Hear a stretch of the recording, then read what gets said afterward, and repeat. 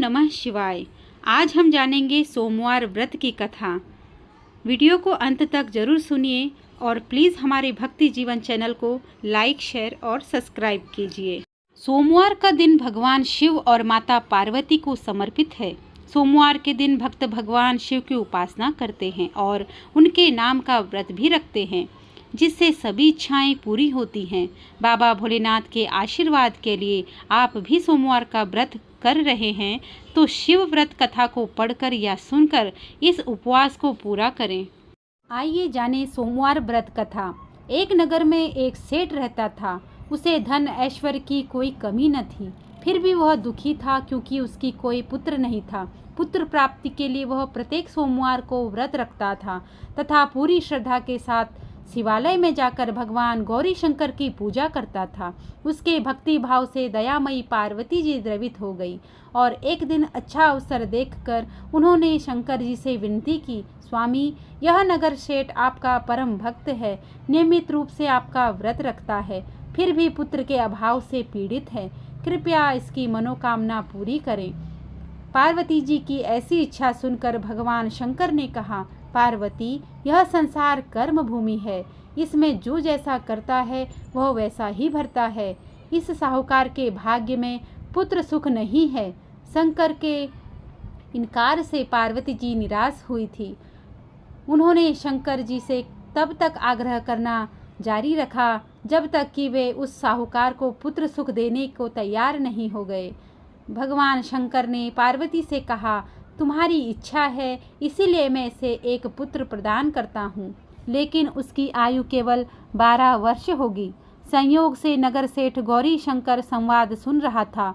समय आने पर नगर सेठ को सर्व सुख संपन्न पुत्र रत्न की प्राप्ति हुई।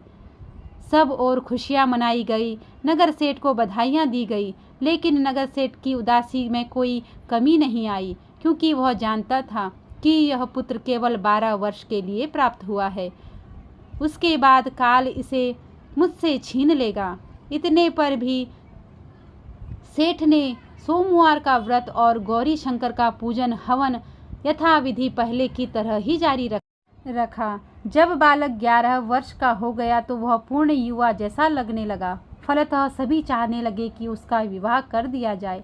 अगर सेठानी का भी यही आग्रह था, किंतु सेठ पुत्र के विवाह को तैयार नहीं हुआ। उसने अपने साले को बुलवाकर आदेश दिया कि वह पर्याप्त धन लेकर पुत्र सहित काशी के लिए प्रस्थान करे और रास्ते में भजन तथा दान दक्षिणा देता हुआ काशी पहुंचकर सर्व विद्या में पूर्ण बनाने का प्रयास करें।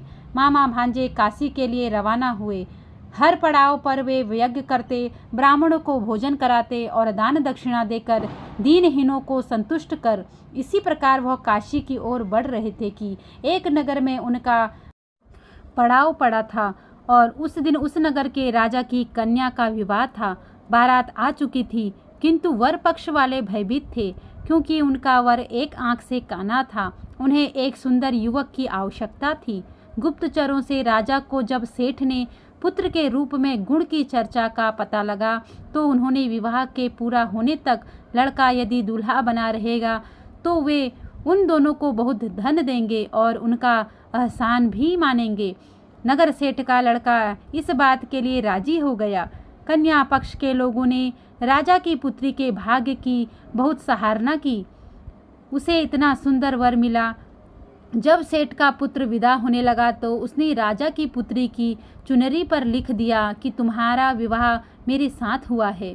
मैं राजा का लड़का न होकर नगर सेठ का पुत्र हूँ और विद्या अध्ययन के लिए काशी जा रहा हूँ। राजा का लड़का तो काना है। राजा की लड़की ने अपनी चुनरी पर कुछ लिखा हुआ देखा तो उसे पढ़ा और विदा के समय काने लड़के के साथ जाने से इनकार कर दिया।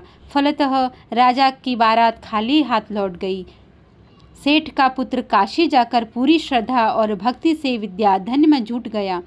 उसके मामा ने यज्ञ और दान पुण्य का काम जारी रखा। उस दिन लड़का पूरे 12 वर्ष का हो गया। उस दिन भी और दिनों की तरह शादी हो रहे थे। तभी उसकी तबीयत खराब हुई। वह भवन के अंदर ही कमरे में आकर लेट गया। थोड़ी देर में मामा पूजा करने को उसे लेने आया तो उसे मरा देख तो उसे अत्यंत दुख हुआ। वह बेहोश हो गया। जब उसे होश आया तो उसने सोचा कि यदि मैं रोया चिल्लाया तो पूजा में विघ्न पड़ेगा, ब्राह्मण लोग भोजन त्याग कर चल देंगे। अंततः उसने धैर्य धारण कर समस्त कार्य निपटाया और उसके बाद जो उसने रोना शुरू किया तो उसे सुनकर सभी के हृदय विदीर्ण होने लगा। सौभाग्य से उसी समय उसी रास्ते से गौरी शंकर जा रहे थे।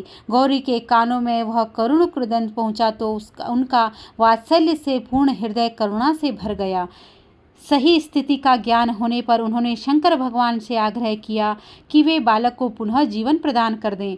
शंकर भगवान को पार्वती जी की प्रार्थना स्वीकार करनी पड़ी। नगर सेठ का इकलौता लाल पुनः जीवित हो गया। शिक्षा प्राप्त हो चुकी थी। मामा भांजे दोनों वापस अपने नगर के लिए रवाना हुए।